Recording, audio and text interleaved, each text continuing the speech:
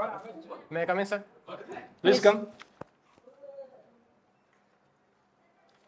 Good afternoon, ma'am. Good Good afternoon, sir. evening. Welcome. Have a seat. Thank you, sir.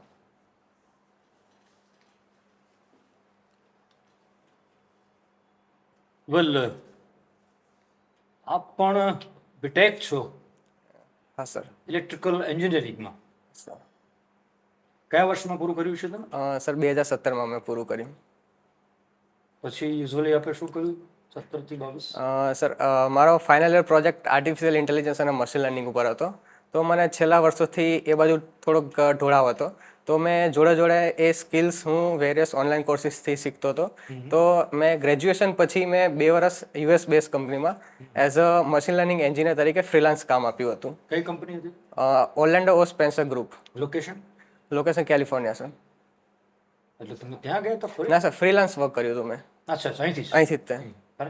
પછી પછી મેં UPSC અને જીપીએસસીની civil services એક્ઝામિનેશનની preparation કરવાનું નક્કી એ કર્યું. ક્યારથી શરૂ કર્યું?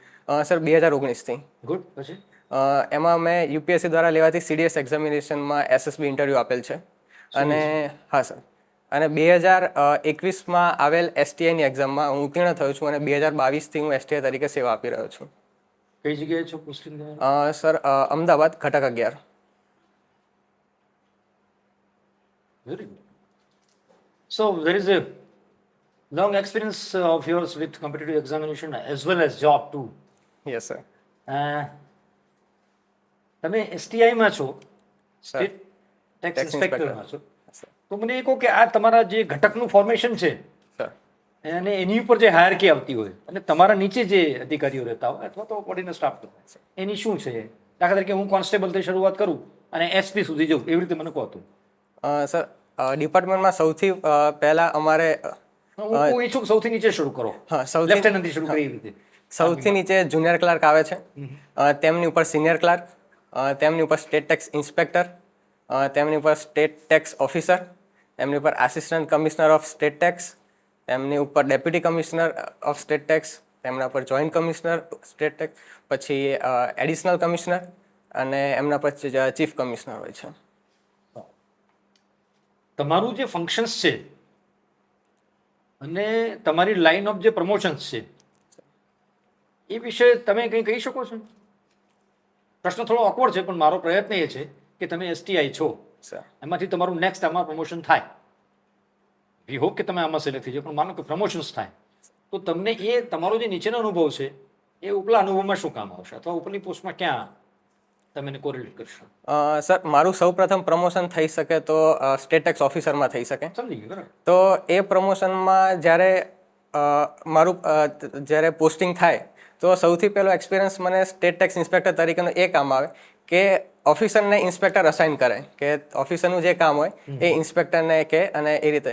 તો મને એક આઈડિયા એ આવશે કે મારે મારા નીચલા જે ઇન્સ્પેક્ટર છે તો એમની જોડે કેવી રીતે કામ લેવું, અને મને એઝ અ ઇન્સ્પેક્ટર અનુભવ હશે કે મેં કઈ રીતે કામ કર્યું છે, તો એમને એફિશિયન્ટલી અને કઈ રીતે ગાઈડ કરીને એમની જોડે વધારે સારું આઉટપુટ અને ઓછી તકલીફ પડે એ રીતે સૌથી પહેલાં મારો પ્રયત્ન હશે. કારણ કે અનુભવ બે રીતે કામ કરે. એક તો તમે નીચેના માણસો પાસે કામ લીધું છે, એની પાસે કેવી રીતે કામ લેવું તમે અત્યારે પણ જાણો છો.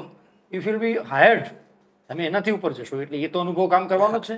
પ્લસ તમે એસટીઓના લેવલનું જે કંઈ હશે એમાં પણ ફંક્શનરી કરી શકશો. તમારી લાઇન ઓફ એજ્યુકેશન મને ગમી.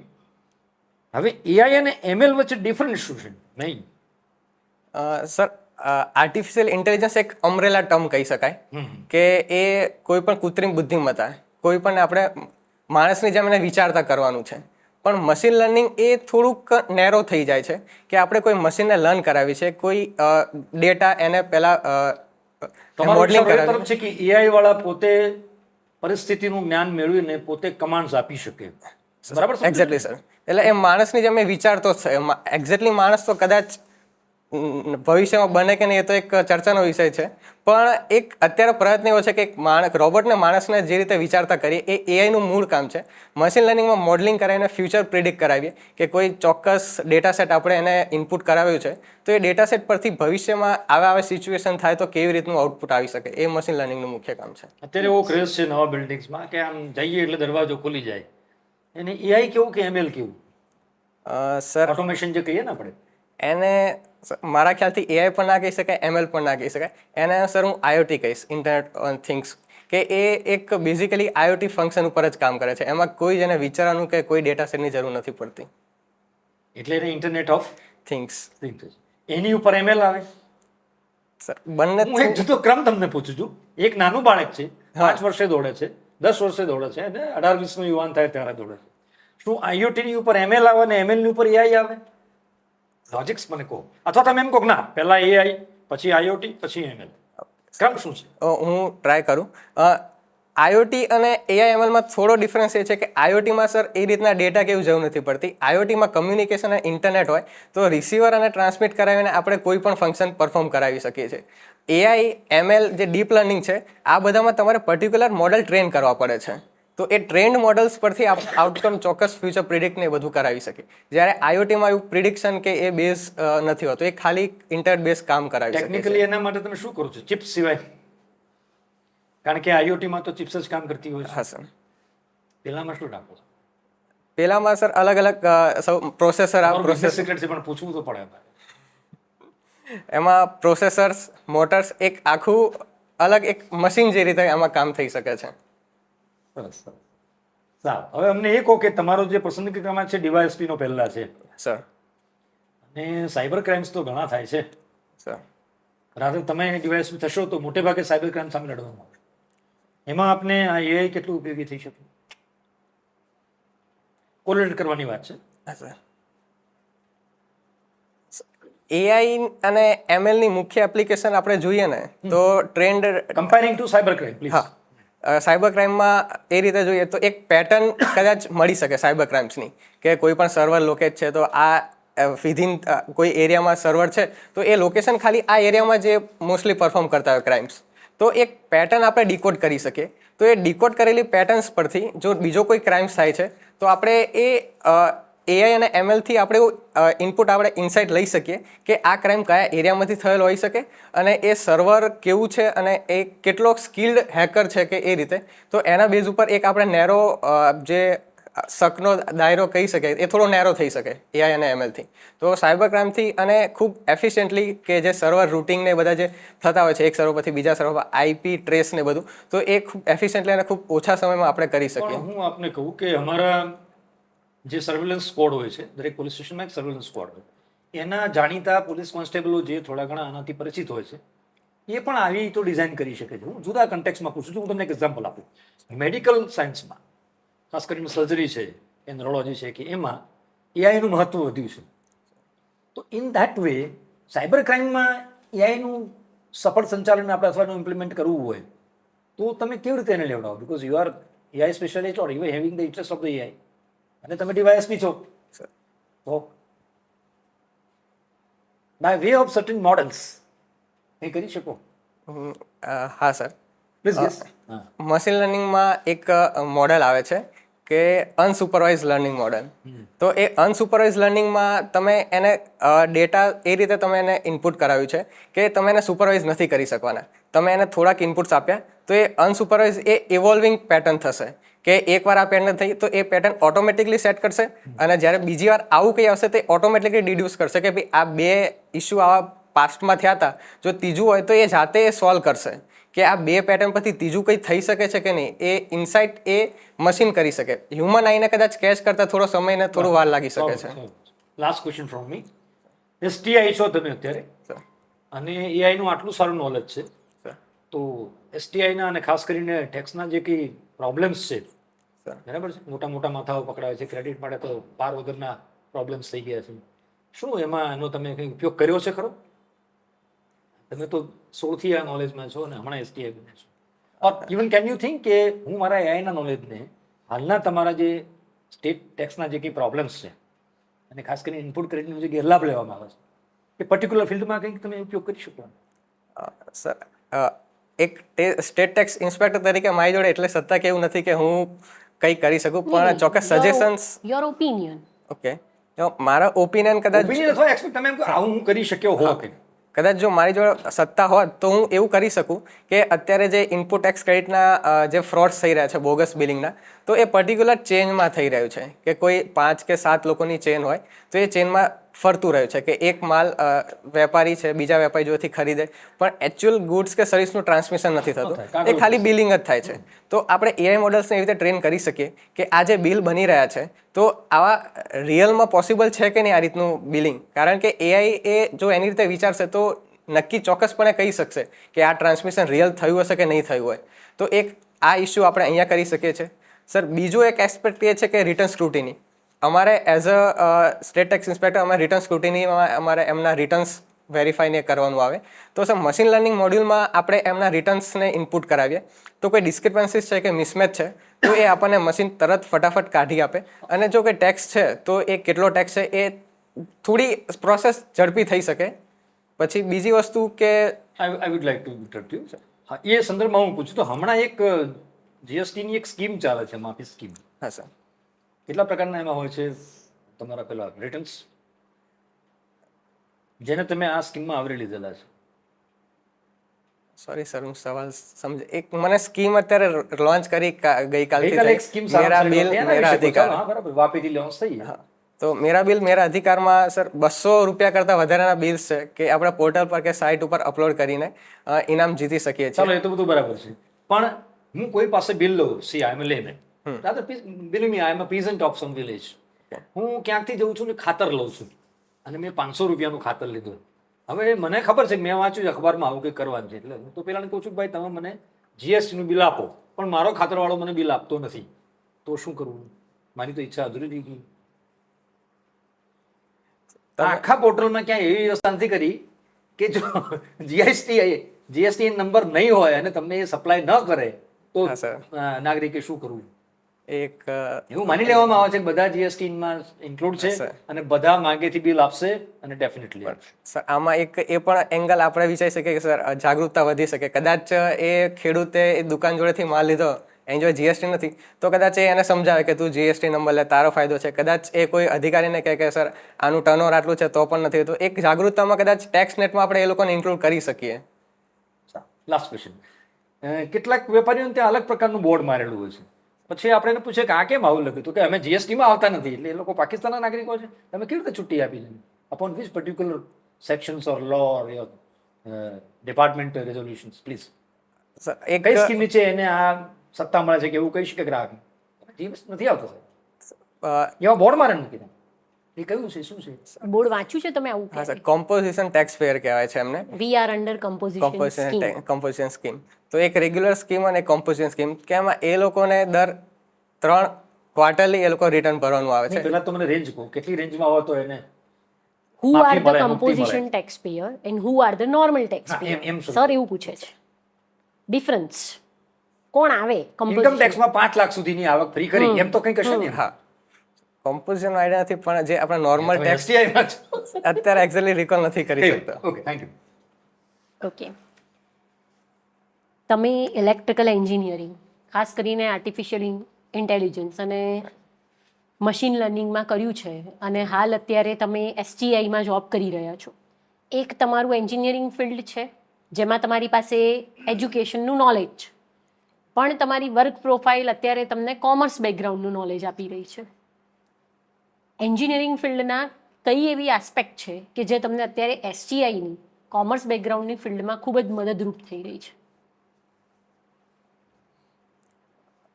એક સૌથી પહેલાં એન્જિનિયરિંગ જ્યારે કર્યું અમે, તો 4 વર્ષમાં એક સ્કિલ તો એ ડેવલપ થઈ જાય છે કે કોઈ પણ નવી વસ્તુ આવે, કારણ કે અમારે રેગ્યુલરલી નવી વસ્તુ શીખવાની આવે છે. તો એક જે જિજ્ઞાસુ વૃત્તિ જે કેળવાય છે કે એન્જિનિયરિંગમાં દર સેમિસ્ટરમાં અલગ સબ્જેક્ટ આવે, તો એ વર્ષથી અમે અહીંયા શીખવા માટે એકદમ તત્પર હોય છે કે કોઈ પણ વસ્તુ આવે તો અમને શીખવાનું. પછી જે ઝડપથી ગ્રાસ્પ કરવાની જે એબિલિટી જે અમારા એન્જિનિયરિંગમાં ડેવલપ થઈ હતી, તો એના બેઝ ઉપર અમે અત્યારે સરખું શીખી પણ શકીએ છીએ કે જે બીજા બધા કરતાં જે સમય જેમને વધારે લાગે અમે ઓછા સમયમાં ગ્રાસ્પ કરી શકીએ છીએ. પછી ઓકે, કયા કયા એક્ટ હેઠળ તમે કામ કરી રહ્યા છો? તમે એસટીઆઈ તરીકે અત્યારે ફંક્શન કરી રહ્યા છો, તો એ માટે કયા કયા કાયદા હેઠળ આપ કામ કરો છો? CGST એક્ટ 2017, SGST એક્ટ 2017માં અંતર્ગત આખું સેક્શન. બાયફર્કેશન આપશો? CS શું છે? હા હા મેડમ, CGST એક્ટ એટલે central goods and service tax, કે એમાં જનરલી સેન્ટરમાં જ્યારે માલની ઇન્ટ્રાસ્ટેટ કે ઇન્ટરસ્ટેટ થતું હોય ત્યારે, અને એસજીએસટીમાં ઇન્ટ્રાસ્ટેટમાં જો પેલું થતું હોય. I do interrupt you with for permissions. Act શું છે આમ? શું છે? જીએસટી એક્ટ અલગ છે, એસજીએસટી એક્ટ અલગ છે? બીજા કોઈ એક્ટ છે જેની અંતર્ગત તમે કામ કરો છો? તફાવત શું છે આ બધા કાયદાઓમાં? એમ તો આઈજીએસટી પણ આવે છે, તો એ પણ એક્ટ અલગ છે. કમ્પોઝિશન એક્ટ છે, એ પણ જુદો છે. જ્યારે 2017માં આપણે જીએસટી લાવ્યા, એનું નામ શું હતું એમ? એ ટોટલ એક્ટનું જીએસટી એક્ટ હતું. એમાં અલગ અલગ એક્ટ હતા કે જેમાં પર્ટિક્યુલરલી સેન્ટ્રલ રિલેટેડ જે પ્રોવિઝન આવે છે, અને એ સીજીએસટી એક્ટમાં એક્ટ બિલ્સ એક્ટ એક છે, પણ એ અલગ અલગ બિલ્સમાં ટેબલ કરવામાં આવ્યા હતા. વાત સાચી તમારી કે જીએસટી કેટલા પ્રકારનો હોઈ શકે એમ. સામાન્ય પ્રશ્ન એવો પણ પૂછવામાં આવે કે જીએસટી ના કેટલા પ્રકાર ભાઈ?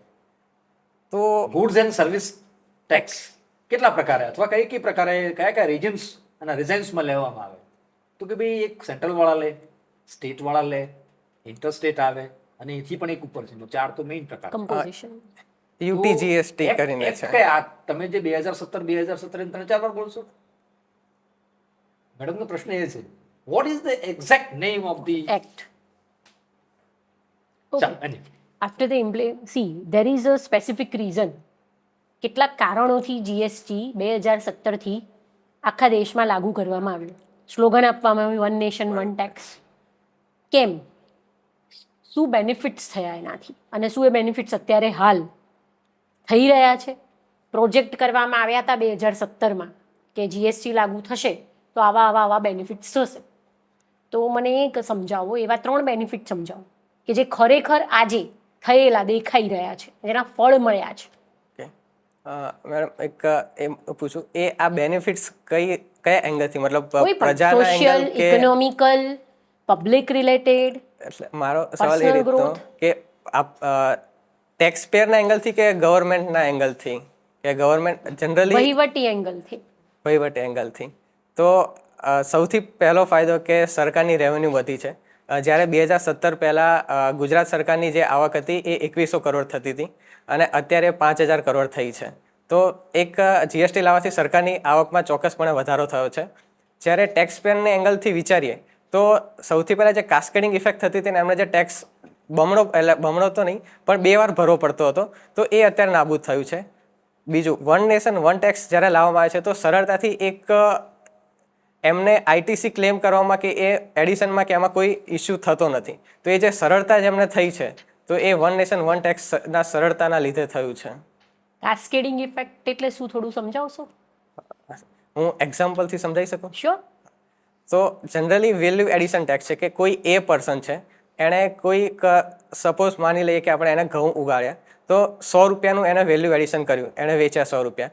તો જ્યારે એ વેચે છે ત્યારે એને ટેક્સ ભર 10%નો ટેક્સ, તો 110 રૂપિયા થઈને એ બીજા માણસને વેચે છે. બી માણસ લોટમાંથી કદાચ એ રોટલી કે એવું કંઈક બનાવે, એટલે કંઈ પણ કોમર્શિયલ બેઝ ઉપર, તો કદાચ 120ના 10% 121 તરીકે વેચે છે. તો આ જે વચ્ચે એને 2 વાર 10% 1 રૂપિયો જે એડ થયો, એ કાસ્કેડિંગ ઇફેક્ટના લીધે 1 રૂપિયો એડ થયો. કાસ્કેડિંગ ઇફેક્ટ એટલે વેલ્યુ એડિશન જ, બરાબર. હવે બીજું, જેવું પહેલા એક્ટ હતા ને, જેમ કે ગુજરાત વેલ્યુ એડેડ ટેક્સ, એમાં પણ આ કાસ્કેડિંગ ઇફેક્ટમાં વેલ્યુ એડિશન ઉપર જ ટેક્સ હતો, અને જે અગાઉનો વેરો ભરેલો હોય એની ઇનપુટ લેવાની એમાં પણ જોગવાઈ હતી. એટલે જ VAT તો કહેતા જીએસ એટલે જ એને વેલ્યુ એડિશન ટેક્સ VAT કહેવાય. કહેતા. તો હવે એમાં ને જીએસટીમાં ફરક શું રહ્યો?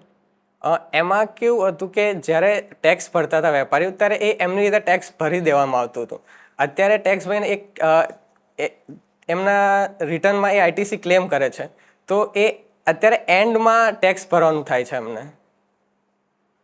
ઓકે, તમારો પહેલો પ્રેફરન્સ છે ડીવાયએસપી, બીજો પ્રેફરન્સ છે ગેસ, અને ત્રીજો પ્રેફરન્સ છે સહાયક રાજ્ય વેરા કમિશનર છે. ભાઈ, તમારો અનુભવ તો બેઝિકલી કમર્શિયલ ફિલ્ડનો થઈ ગયો હવે, તો તમે કેમ એના એ જ ફિલ્ડમાં ક્લાસ 1 તરીકે જવાનું ન પસંદ કરતા ડીવાયએસપીમાં જવાનું પસંદ કર્યું? ટૂંકમાં તમારી પસંદગી એક એ સહાયક રાજ્ય વેરા કમિશનમાં હોવી જોતી હતી, looking to your field of working. પણ તમે ડીવાયએસપી આપ્યું છે, it's a completely different scenario, different challenges, different know how. મારો જે એજ્યુકેશન ક્વોલિફિકેશનથી લઈને અત્યાર સુધીનો વર્ક એક્સપિરિયન્સ ધ્યાને રાખીએ, ઇલેક્ટ્રિક એન્જિનિયરિંગમાં મારું ગ્રેજ્યુએશન થયું, ત્યારબાદ આર્ટિફિશિયલ ઇન્ટેલિજન્સ અને મશીન લર્નિંગમાં મારો થોડો ઇન્ટરેસ્ટ વધારે હતો. તો આ બેઝ ઉપર મને અત્યારે ટેક્સેશનનું જે નોલેજ છે, તો મને એવું પર્સનલી ફીલ થાય છે કે કદાચ હું પોલીસ ડિપાર્ટમેન્ટમાં કદાચ ડીવાયએસપી તરીકે હું મારી સેવા આપી શકું, તો હું મારું વધારે યોગદાન અને મારું વધારે આઉટપુટ અને મારી વધારે સ્કિલ્સ એમાં હું એડિશન કરી શકું છું. કેવા પ્રકારનું આઉટપુટ આપશો કે સ્કિલ એમાં ઇમ્પ્લિમેન્ટ કરશો? જેમ સરે પહેલાં વાત કરી કે સાયબર ક્રાઇમ, તો એક એંગલ આખો ઇલેક્ટ્રિકલ અને AI/MLને આપણે એમાં ઇન્ટિગ્રેટ કરી શકીએ છીએ. એટલું ઇન્ટિગ્રેશન હું કદાચ જ્યારે ACST તરીકે હોઈશ તો એટલું ઇન્ટિગ્રેશન હું નહીં કરી શકું. અને જ્યારે ACSTમાં હું રહું છું તો ખાલી ફાઇનાન્શિયલ ફ્રન્ટ ઉપર જ હું કદાચ મારું યોગદાન આપી શકું. ઓકે, તો તમે એવું માનો છો કે ACST છે તો એની જોબ પ્રોફાઇલ ફક્ત ફાઇનાન્શિયલ એટલે કે revenue generation for the state or centre આવી કોઈ છે? જોબ પ્રોફાઇલ તરીકે જોઈએ મેડમ, તો કદાચ ACSTનું મુખ્ય કામ તો સરકારને ટેક્સમાંથી રેવન્યુ ઊભી કરવાનું છે. પણ ગઈકાલે જ જે મારું બિલ મારો અધિકાર, એમાં કોઈ રેવન્યુ જનરેશનની વાત જ નથી, એમાં ફક્ત કમ્પ્લાયન્સ ઓફ ધ ટેક્સની વાત છે. સ્ટીલ એમાં ACST, DCST, additional commissioner, state tax all are involve. તો તમારે આવું કોઈ કામ કરવાનું જ નહીં આવે એવું તમારું કહેવું છે?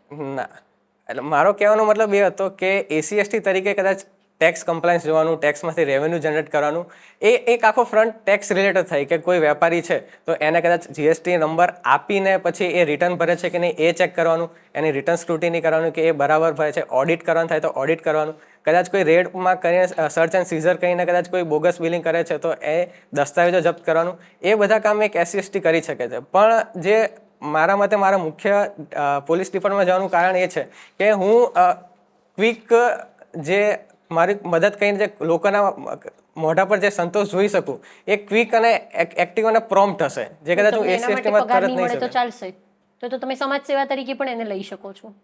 કોઈ આમાં છેવાડાના ડાંગના કોઈ ગામમાં જતા રહીએ તો પણ તમે આ સ્કિલ તમારી ત્યાં એપ્લાય કરી શકશો, તમને સંતોષ પણ મળી જશે એનાથી.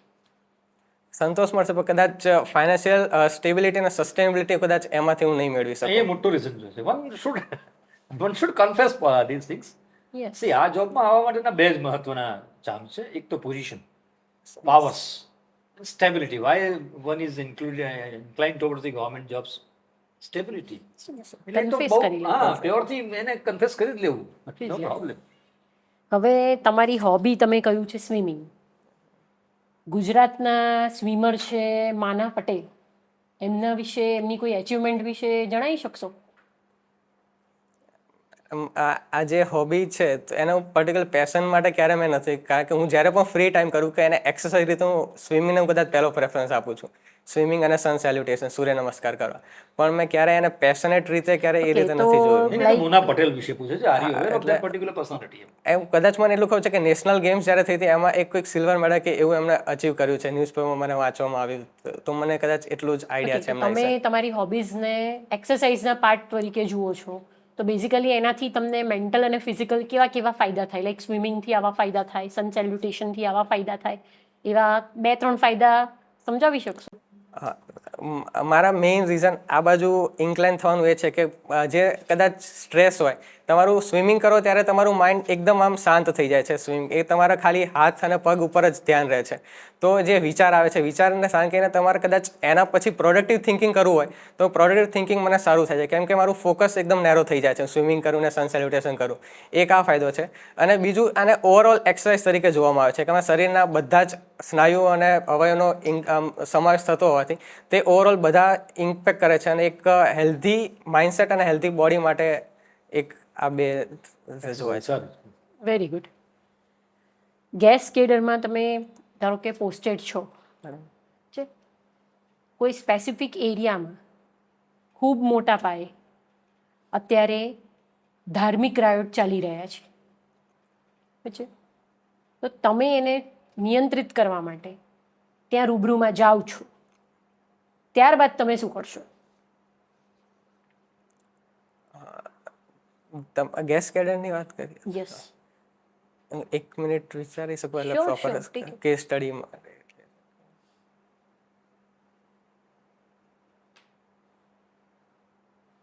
એટલે એઝ અ ડેપ્યુટી કલેક્ટર તમારે રાયોટને નિયંત્રિત કરવા ઇમિડિયેટલી જવું પડે છે, તો તમારું પહેલું ઇમિડિયેટ એક્શન શું હોઈ શકે? કદાચ મારું ઇમિડિયેટ એક્શન સૌથી પહેલાં ત્યારે એ હોય કે જે તે એરિયાના કોઈ ડેપ્યુટી સુપ્રિન્ટેન્ડન્ટ ઓફ પોલીસ છે તો એમને હું જાણ કર્યું કે હું અત્યારે આ જઈ રહ્યો છું, તો આપ પણ મારી સાથે સાથે ત્યાં આવી જાઓ. તો કદાચ એમને હું સૌ મારું પ્રથમ હશે કે એમને હું વિશ્વાસમાં લઈને કે એ રીતે એમને હું ઇન્ક્લુડ કરીને આગળ વિચારી શકું. બીજા કોઈ એવા કેડરના ઓફિસર્સ કે જેને જાણ કરવી જરૂરી હોય? કદાચ જો એ એરિયા ઇમરજન્સી હેલ્પ સર્વિસીસ માટે તાલુકા need હેલ્થ to- ઓફિસર કે ડિસ્ટ્રિક્ટ હેલ્થ ઓફિસરને કદાચ હું એમને સ્ટેન્ડ બાય કે એ રીતે હું કહી શકું કે કદાચ જો રાયોટિંગની સિચ્યુએશન બહુ ખરાબ કે એ રીતે થઈ શકે છે તો તમારે એક મેડિકલ ટીમને એક ક્વિક રિએક્શનમાં તમારે જે તે ઘટના સ્થળે મોકલવાની થશે. સર આપણે બસ thank you. Your interview over. Thank you, please wait for the bets. Thank you ma'am. Thank you sir. Thank you.